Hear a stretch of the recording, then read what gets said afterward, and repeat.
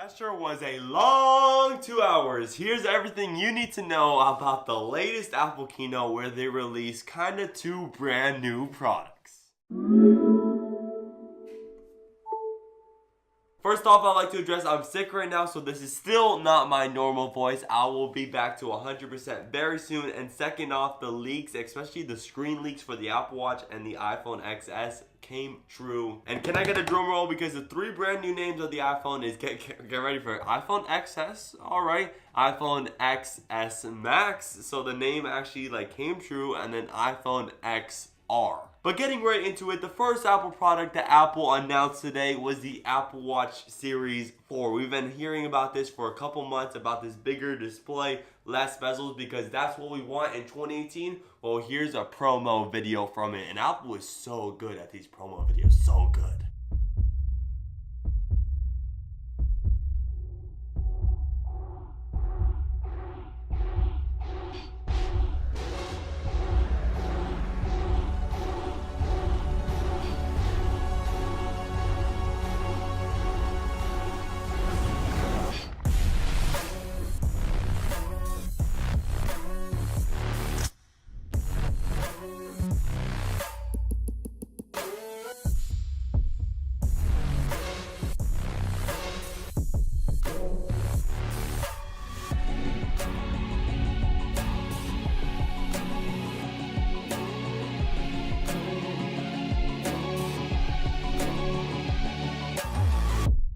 And what you just saw from that video is kind of a brand new hardware design. You see the microphones on the other side. It's just a red ring on the solid state button now. And of course, you notice that bigger display. It's 35% bigger on the 44 and 32 on the 40mm. Apple did not stop there with that over 30% bigger screen, because we all love bigger screens, but they also added some nice little more complementary features. The standalone speaker on the Series 4 is now 50% louder. I mean, I thought my Series 2 speaker was already loud enough. I guess Series 4 increasing that already. The microphone is now on the right side of the watch, not the left where the speaker is, so there's gonna be no echo while you're doing the walkie-talkie or let's say calling. There's also of course a thinner actual body than the Series 3, which even adds to the same exact battery life because of this brand new S4 4th generation Apple Watch processor, which actually is a 64-bit core processor, which matches the iPhone 6 to the iPhone XS now.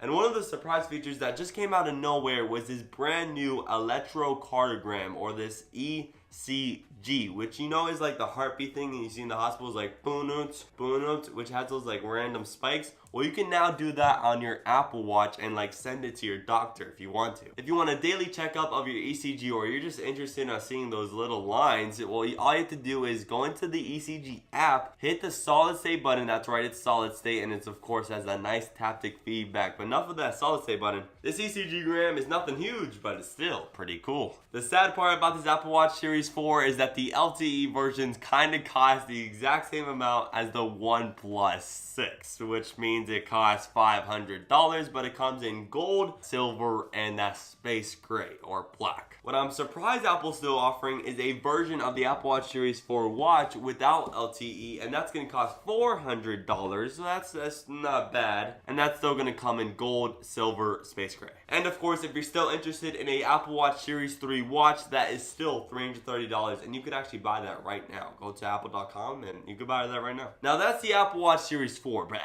mostly everyone was turning their attention to the three brand new iPhones. Well, here's the promotional video for For more than a decade, our intention has been to create an iPhone that is all display. A physical object that disappears into the experience. This is iPhone X. Developing the form and display together defines a whole new integration, making the boundary between the device and the screen hard to discern. Well, I'm just kidding. That's the iPhone X, but it's still kind of similar to the iPhone XS, iPhone XS Max, and the iPhone XR, all displaying those edge-to-edge displays. The iPhone XS and the iPhone XS Max, which has 5.8 inches and a 6.5-inch OLED Super Retina display respectively. Those two phones with those OLED displays are going to cost you, because the iPhone XS still starts at $1,000 and the XS XS Max starts at $1,100, and of course these two phones support 512 gigabytes. And you might want to close your ears for this one. The XS Max for 512 gigabytes is going to cost $1,450.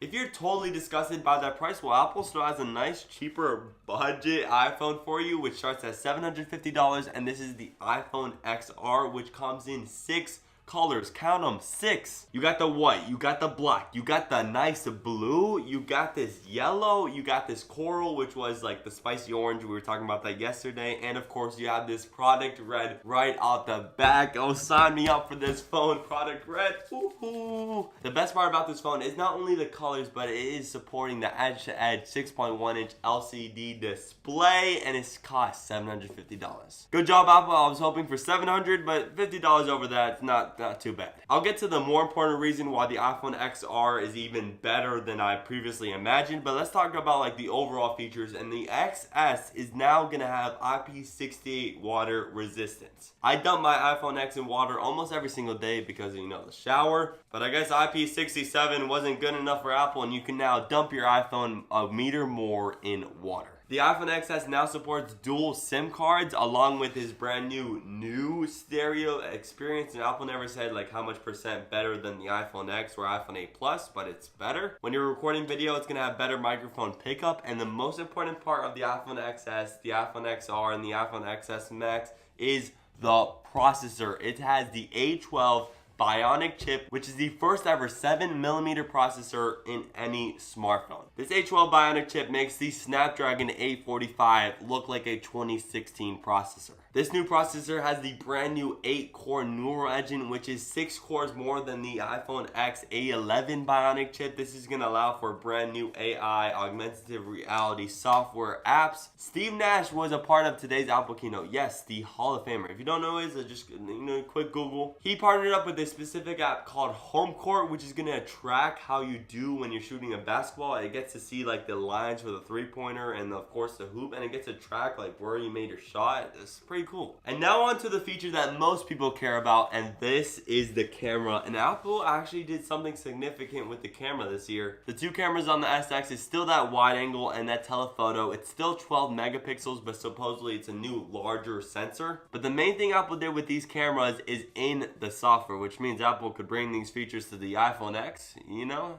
Apple, you want to do that, right? iPhone X. But these new software features include Smart HDR, which is kind of like the special HDR magic on the Google Pixel 2, which makes that phone the best smartphone camera above the iPhone X. So maybe Apple's coming up an uppercut with this Smart HDR to overcome the Google Pixel 2 and eventually the Google Pixel 3. And not only do these new XSs have Smart HDR, they also have an adjustable aperture portrait mode. And you could go from aperture 1.4 all the way to 16. This is amazing. I didn't even really truly say the reason for this. And now on to some of the more iPhone XR features, which remember cost $750 and those a lot of colors. It's IP67 water resistant, not IP68. It still has Face ID, which means that front facing portrait mode, and of course the XS has Face ID, and supposedly it's even better than the iPhone X's Face ID version. And get ready for it, the iPhone XR with a single rear shooter has portrait mode thanks to that new adjustable aperture portrait mode feature. This one makes the iPhone XR the perfect phone. Edge to edge 6.1-inch display, A12 Bionic chip, a multitude of colors. You got that blue, you got yellow, you got coral, you got red right off the bat, and you get that portrait mode with a single lens. The only thing that the XS and XS Max offer over the XR, which are like around $250 more, is no telephoto camera and no OLED display, but you still get that edge to edge LCD though.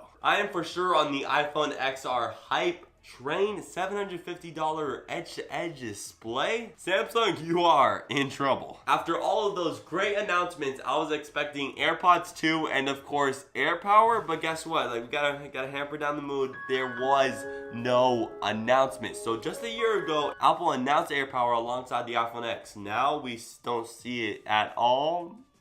And no AirPods 2 too. It's just sad. But hey, Apple's gonna hold a MacBook event and iPad X event next month where they could release those two products. AirPods 2 and AirPower. Please, Apple, come on. But I'd love your opinion about the brand new Apple products today announced at the Apple September keynote. And I can't wait to see Apple's next keynote next month, and hopefully for after my birthday. But thank you for watching this video, and I will see you tomorrow.